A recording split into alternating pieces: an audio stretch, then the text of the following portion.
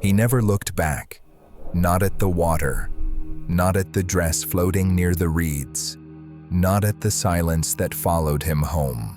Grace May Brown was born in 1886 in the quiet dairy town of South Otselic, New York.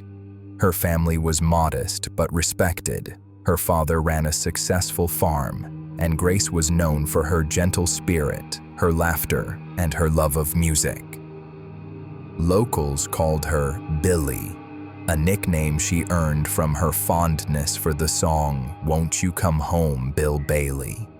She was the kind of girl who wrote poetry in the margins of her Bible, who helped her mother with chores, and who dreamed of something more than cows and cornfields. At 18, Grace moved to Cortland to live with her sister and work at the Gillette skirt factory. It was a leap toward independence, a chance to escape the slow rhythm of farm life and step into the world.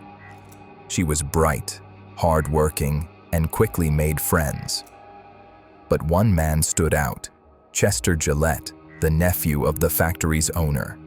Handsome, well-dressed, and socially connected, Chester was everything Grace wasn't, and everything she dreamed of. Their romance began in secret. Chester, from a wealthier background, couldn't be seen courting a factory girl. But behind closed doors, their relationship deepened. Grace believed in love. Chester believed in appearances. By spring of 1906, Grace was pregnant. In a time when unwed mothers were shunned, this was a crisis. She returned to her parents' farm, writing Chester desperate letters, pleading for marriage, for escape, for dignity. Her words were raw, vulnerable, and haunting. In one letter, she wrote, "Sometimes I feel as though I could not live. I cannot bear the thought of disgrace." She begged him to take her away, to marry her, to make things right. Chester responded with vague promises. He would take her to the Adirondacks, he said. They would go on a trip. Grace believed this meant marriage. She packed her entire wardrobe, dresses, shoes, even her best hat. Chester packed a single suitcase. Inside it, a tennis racket. They traveled under false names, staying in hotels across upstate New York. Grace was hopeful. Chester was silent. The tension was building, and Grace didn't see it. In her final letter, written just days before her death, she said, "When I get home, I will be so happy. I will be your little wife and will try so hard to make you happy." She never made it home. On July 11th, 1906, they arrived at Big Moose Lake. The water was calm, the air thick with summer heat. Chester rented a canoe. Grace left her trunk at the train station. Chester brought his suitcase and the tennis racket. They paddled into the lake, away from shore, away from safety. Grace couldn't swim. She had told Chester that in her letters. What happened next was never witnessed, but the evidence spoke volumes. Chester struck Grace with the tennis racket. She fell into the water. Alone, injured, and unable to swim, she drowned. Chester returned to shore, checked into a hotel under an alias, and vanished into the night. Her body surfaced the next day, bruises on her head, a 4-month-old fetus inside her. The town was stunned. The newspapers exploded, and Chester was arrested within days. But here's what most retellings miss. Grace's body was found floating face down, her hair tangled in weeds, her hands clenched. Locals said her expression was peaceful, as if she had accepted her fate. The coroner disagreed. Her injuries told a different story. The trial began in Herkimer County, and it was a media circus. Reporters flooded the courthouse.